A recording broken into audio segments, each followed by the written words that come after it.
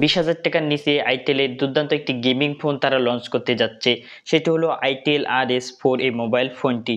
শুধু তাই না বন্ধুরা, এখন পর্যন্ত আমরা স্মার্টফোন দুনিয়ায় IP68 পর্যন্ত রেটিং দেখেছি। কিন্তু ওপো তাদের এমন একটি মোবাইল ফোন আনতে চলেছে যেখানে তারা IP69 এর রেটিং দিয়েছে। হ্যালো বন্ধুরা, কেমন আছেন আপনারা? তো বন্ধুরা, আপনাদের সকলকে স্বাগতম টেক নিউজ ফর বোথ সাইডে। তো প্রথমে যেটা বলছিলাম যে 20,000 টাকার নিচে আইটেলের একটি দুর্দান্ত গেমিং ফোন তারা লঞ্চ করতে যাচ্ছে, সেটি হলো আইটেল RS4। এই মোবাইল ফোনটি ঈদের আগেই সম্ভবত লঞ্চ হয়ে যাবে এবং এই মোবাইল ফোনটিতে 20,000 টাকার নিচে যদি পাওয়া যায় এই সকল স্পেসিফিকেশন দিয়ে তাহলে খুব ভালোই হবে। মোবাইল ফোনটিতে রয়েছে MediaTek Helio G99 আল্টিমেট এই প্রসেসরটি। তো এই প্রসেসরটি আমরা সাধারণত 20 থেকে বা 25,000 টাকার উপরে বাজেট সেগমেন্টে বেশিরভাগ দেখে থাকি। তো এখানে যদি আমরা 20,000 টাকার নিচে এই প্রসেসরটি পাই তখন আবার খুব একটা ভালো হয়ে যাবে এবং রয়েছে 50 মেগাপিক্সেলের dual camera setup, dual storage speaker, 5000 mAh এর ব্যাটারি, 45 ওয়াটের চার্জিং সাপোর্ট। তার সাথে ডিসপ্লেতে রয়েছে 90 হার্টজ এর ডিসপ্লে এবং এইচডি প্লাস এর ডিসপ্লে। তো এখানে যদি এইচডি প্লাস এর জায়গায় যদি ফুল এইচডি প্লাসটি দিয়ে দেয় তাহলে সেটি আবার অনেক ভালো এবং দুর্দান্ত হয়ে যাবে। তো আসলে এই মোবাইল ফোনটি কেমন হবে এটা লঞ্চ হলে এর থেকে ভালোভাবে জানা যাবে। তো আশা করা যাচ্ছে যে মোবাইল ফোনটি ওভারঅল ভালোই হবে এবং মোবাইল ফোনটির ডিজাইনটিও দেখতে খুবই দুর্দান্ত এবং খুবই চমৎকার লাগছে।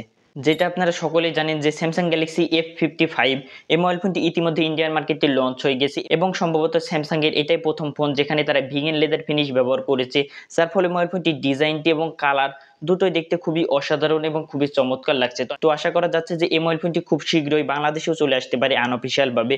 তো মোবাইল ফোনটিতে এ বাজেটের মধ্যে রয়েছে একটি সুপার অ্যামোলেড 120 হার্টজের ডিসপ্লে, তার সাথে কোয়ালকম স্ন্যাপড্রাগন 7 Gen 1 এই প্রসেসরটি, 50 মেগাপিক্সেলের মেইন ক্যামেরা, তার সাথে 50 মেগাপিক্সেলের সেলফি ক্যামেরাও এই মোবাইল ফোনটিতে রয়েছে এবং মোবাইল ফোনটির ব্যাক ক্যামেরা এবং সেলফি ক্যামেরা দুটো দিয়ে 4K তে ভিডিও শুটিং করা যাবে, যেটা আমরা একটি ভালো দিক বলতেই পারি। এছাড়া মোবাইল ফোনটিতে রয়েছে 5000 mAh এর ব্যাটারি, 45 ওয়াটের চার্জার এবং মোবাইল ফোনটিতে আরো অনেক কিছু রয়েছে। কিন্তু মোবাইল ফোনটির বক্সের ভিতরে আপনারা চার্জার পাবেন না, যার ফলে আপনারা যদি এই মোবাইল ফোনটি কিনেন তাহলে চার্জারের এক্সট্রা টাকা আপনাদেরকে অ্যাড করে নিতে হবে।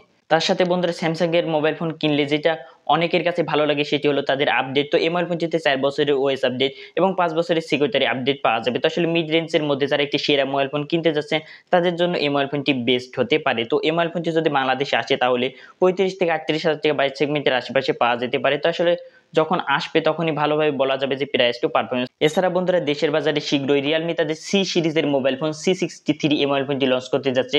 তো মোবাইল ফোনটি পাওয়া যেতে পারে 17,000 টাকা বাজেট সেগমেন্টের আশেপাশে, এর 6 128GB ভ্যারিয়েন্ট।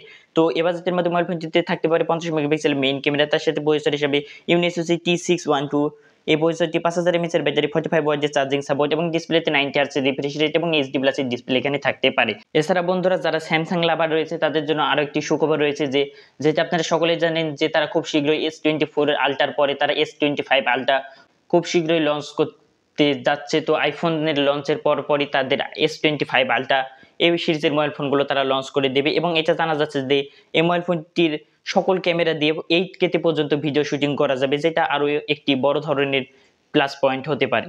এছাড়া আমি আপনাদেরকে যেটা শুরুতেই বলছিলাম যে ওপো তাদের একটি নতুন ফোন লঞ্চ করতে যাচ্ছে, ওপো F27 এই মোবাইল ফোনটি, এবং এই মোবাইল ফোনটিতে শোনা যাচ্ছে যে IP69 এর রেটিং থাকতে পারে, যেটা আমরা ভালো বলতে পারি। তো আসলে যখন আসবে তখনই আসলে ভালোভাবে বোঝা যাবে এবং মোবাইল ফোনটিতে থাকতে পারে Dimensity 7050 প্রসেসরটি, 5000 mAh এর ব্যাটারি, 64 মেগাপিক্সেলের camera setup, full HD plus এর ডিসপ্লে এবং আরো অনেক কিছু রয়েছে। তো আসলে মোবাইল ফোনটি যখন লঞ্চ হবে তখনই বলা যাবে যে প্রাইস টু পারফরম্যান্স কেমন হচ্ছে। তো আপনারা যেটা সকলেই জানেন যে ওপো, ভিভো এবং রিয়েলমির মোবাইল ফোনগুলোর দামটি একটু বেশি হয়ে থাকে। তো আসলে এই মোবাইল ফোনটির দাম টির উপর নির্ভর করবে যে আমরা মোবাইল ফোনটিকে ভালো বলবো নাকি খারাপ বলবো।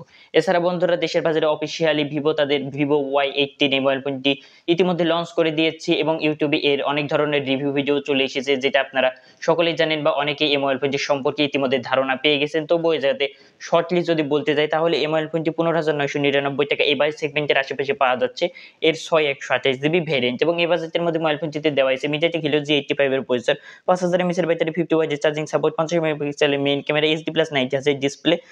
তো ওভারঅল মোবাইল ফোনটি সম্পর্কে এখানে বলতে গেলে মোবাইল ফোনটির দামটি আমার কাছে স্লাইটলি বেশি মনে হয়েছে। তো এটির দাম যদি কমানো হতো অথবা যদি স্পেসিফিকেশন গুলো বাড়ানো হতো তাহলে ভালো হতো। তো এখনকার সময় এসে যে তারা এই মোবাইল ফোনটিতে ওয়াটার ড্রপ ডিসপ্লে দিয়েছে এটা কোনোভাবে গ্রহণযোগ্য হতে পারে না। এছাড়া প্রসেসরটিও একটু কমা দিয়েছে, এর থেকে ভালো প্রসেসর দিলে আরো ভালো হতো, শুধু 16,000 টাকা বাজেট সেগমেন্টের আশেপাশে। তো ওভারঅল মোবাইল ফোনটি আমার কাছে খুব একটা বেশি ভালো লাগেনি।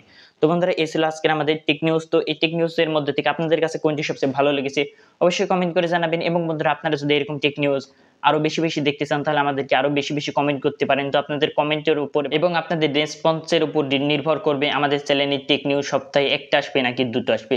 তো বন্ধুরা আশা করি ভিডিওটি ভালো লেগেছে, যদি ভালো লাগে like comment share and subscribe করতে ভুলবেন না। দেখা হচ্ছে পরবর্তী কোনো ভিডিওতে, ততক্ষণ পর্যন্ত ভালো থাকবেন, সুস্থ থাকবেন, আল্লাহ হাফেজ।